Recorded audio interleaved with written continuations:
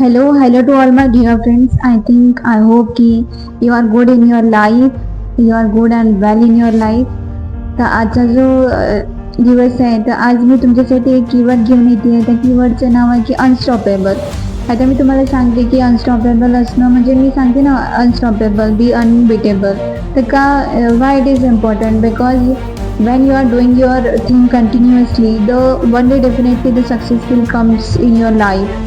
तर आज मी स्टोरी सांगते की या माणसाचा पायसुद्धा तुटला बट आफ्टर दॅन ऑल्सो ते थांबले नाही. तर गोष्ट आहे की मेजर डी.पी. सिंगची जे सन 1999मध्ये 15 जून 1999मध्ये कारागिरीचं वॉर सुरू होतं म्हणजे युद्ध सुरू होतं आणि त्या युद्धामध्ये काश्मीरमध्ये बॉम्ब ब्लास्ट झाले आणि त्या बॉम्ब ब्लास्टमध्ये या मेजर डी.पी. सिंग सरांचं काय झालं की एक पाय हा पूर्णपणे इंजोर्ड झाला आणि इंजोर्ड झाल्यानंतर मग काय की त्यांना आर्मी हॉस्पिटलमध्ये आणलं गेलं आणि ते आर्मीचे जे डॉक्टर होते ते म्हटले की सर आता तुम्ही काय पूर्ण रिटायर्ड आहात आणि तुम्हाला चालता नाही येणार किंवा उठता नाही येणार किंवा धावता नाही येणार किंवा पुन्हा तुम्ही बॉर्डरवर नाही जाऊ शकणार. त्या बेडवर होते आणि ते खूप डिप्रेशनमध्ये होते. त्यांनी विचार केला अरे आता ते सर्व संपलं. त्याच्यानंतर मग ते 3 महिने व्हीलचेअरवर राहिले.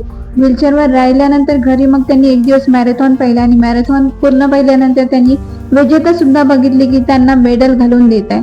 तर मग त्यांनी हा विचार केला की मला आता काय करायचं आहे, मला मॅरेथॉन काय जायचं आहे, मला रन करायचं आहे, मला रनिंग कॉम्पिटिशनमध्ये पार्टिसिपेट करायचं आहे. तर घरच्यांनी त्यांना विरोध दिला की बा आताच तुमचं सर्जरी वगैरे झाली आहे, आताच तुम्ही ठीक आहात आणि आताच तुम्हाला मॅरेथॉन करायचं आहे, नका करू, हे योग्य नाही आहे, तुम्हालाच खूप त्रास होणार. पण ते म्हणाले की मी कारागृहाच्या युद्धामध्ये थांबलो नाही तर मी आज इथे थांबणार आहे का, मी नाही थांबणार आहे, मला कोणीच नाही थांबवू शकत. तर मग असं करत मग काय केलं की त्यांनी आपले जे पाय होते त्याला काय केलं की आर्टिफिशियल लेग बसवला आणि आर्टिफिशियल लेग बसवल्यानंतर मग त्यांनी प्रॅक्टिस सुरू केल्यानंतर मग त्यांनी मॅरेथॉनमध्ये पार्टिसिपेशन केलं आणि पार्टिसिपेशन केल्यानंतर मग त्यांनी म्हणजे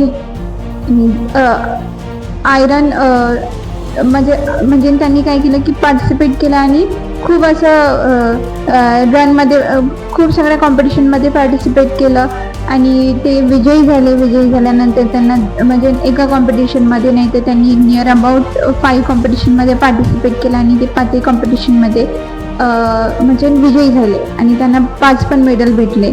आणि तेव्हा ते मॅरेथॉन म्हणजे मॅरेथॉन हे वर्ल्डमधून एक असलं एक कॉम्पिटिशन आहे किंवा असले एक स्पर्धा आहे की ते वर्ल्डमधून असते आणि ते वर्ल्डमध्ये काय झाले की विनर झाले.